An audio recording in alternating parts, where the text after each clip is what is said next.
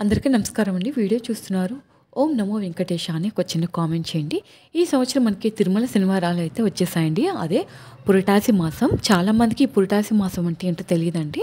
చాలామందికి ఏంటంటే ఈ పురటాసి మాసంలో వచ్చే శనివారాలు మనం పూజ చేసుకుంటే స్వామివారి అనుగ్రహం తప్పకుండా కలుగుతుంది.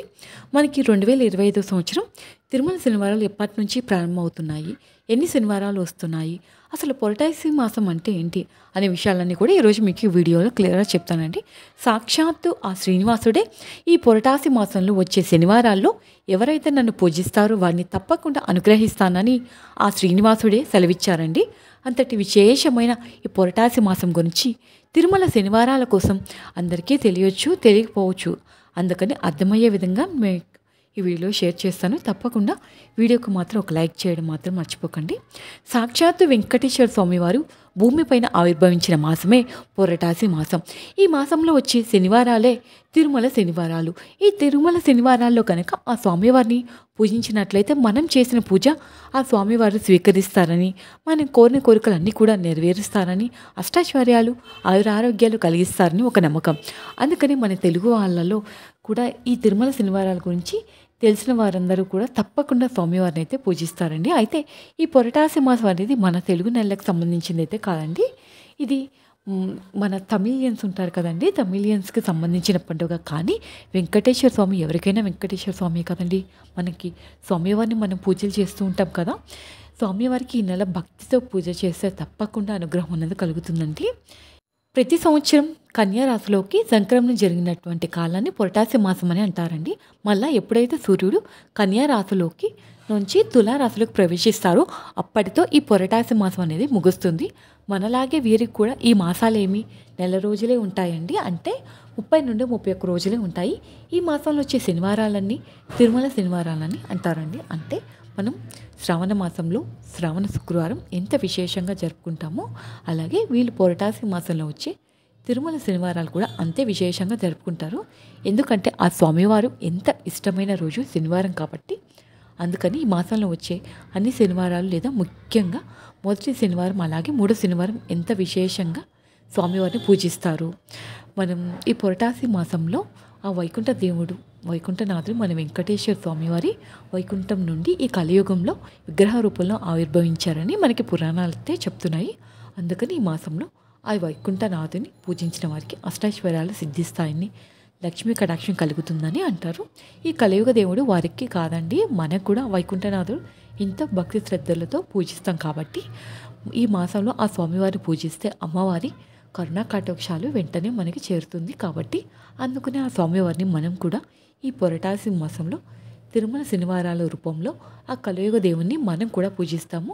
మీకు అన్నీ అర్థం అవ్వాలని ఈ ఉద్దేశంతో క్లియర్గా చెప్తున్నానండి. ఎప్పుడైతే ఈ పురటాసి మాసం ఎప్పటి నుంచి ప్రారంభమై ఎంతవరకు ఉంటుంది, తిరుమల శనివారాలు ఏ తేదీలో వచ్చాయి అనేది తెలుసుకుందాము. వీడియోని స్కిప్ చేయకుండా చూడండి. 2025 సెప్టెంబర్ 17వ తేదీన సూర్యుడు కన్యారాశిలోకి సంక్రమణం జరుగుతుందండి. అయితే ఈ రోజు నుంచి మనకి పురటాసి మాసం అనేది స్టార్ట్ అవుతుంది. ఇంకెప్పుడు ముగుస్తుంది అంటే 2025 అక్టోబర్ 17వ తేదీన సూర్యుడు తులారాశిలోకి సంక్రమణం జరుగుతుంది. అది కూడా తెల్లవారుజామున 3:47 సంక్రమణం జరుగుతుంది. అంటే పురటాసి మాసంలో మన శ్రీనివాస స్వామివారిని 2025 సంవత్సరం అక్టోబర్ 17వ తేదీ బుధవారం నుండి ప్రారంభమై సెప్టెంబర్ 15 నుంచి అక్టోబర్ 17 వరకు శుక్రవారంతో పురటాసి మాసం అనేది ముగుస్తుంది. ఈ మాసంలో వచ్చే శనివారాలే తిరుమల శనివారాలుగా అంటారండి. అయితే ఈ తిరుమల శనివారాలు ఈ సంవత్సరం ఎన్ని వచ్చాయంటే మొత్తం 4 వచ్చాయండి. అవి ఎప్పుడంటే సెప్టెంబర్ 20వ తేదీ మొదటి శనివారం వచ్చిందండి. ఇక రెండవది వచ్చేసి సెప్టెంబర్ 27 మనకి నవరాత్రులు నడుస్తూ ఉంటాయి ఈ టైంలో. మూడో శనివారం అక్టోబర్ 4వ తేదీన వచ్చింది. ఇక 4వ శనివారం ఆఖరి శనివారం అంటే అక్టోబర్ 11వ తేదీన వచ్చింది. ఇక 8వ తేదీన వస్తుందండి. అయితే మనకి 18వ తేదీన వస్తుందండి. మనకి అయితే దానికన్నా ముందు 17వ తేదీతో మనకి పురటాసి మాసం అన్నది ముగిసిపోతుంది, కంప్లీట్ అవుతుంది. కాబట్టి అక్టోబర్ 18వ తేదీ వచ్చేలోపు శనివారం అయితే లెక్కలోకి రాదు. అందుకని మనకి ఈ సంవత్సరం 4 తిరుమల శనివారాలు వచ్చాయండి. ఈ మాసంలో వచ్చే శనివారాలు పవిత్రమైన రోజులుగా భావిస్తారండి. అందుకని ఈ మాసంలో వచ్చే శనివారాలు కూడా ఆ స్వామివారిని పూజిస్తే చాలా చాలా మంచిది. ముఖ్యంగా బేస్ సంఖ్యలో వచ్చే శనివారాలు ఆ స్వామివారిని పూజిస్తే మరింత స్వామివారి అనుగ్రహం అనేది మనకు కలుగుతుంది. అంటే మొదటి లేదా 3 శనివారాన్ని ప్రత్యేకంగా భక్తి శ్రద్ధలతో పూజించాలి అనుకునేవారు 3 శనివారం ఆ స్వామివారిని పూజిస్తే చాలా చాలా మంచిదండి.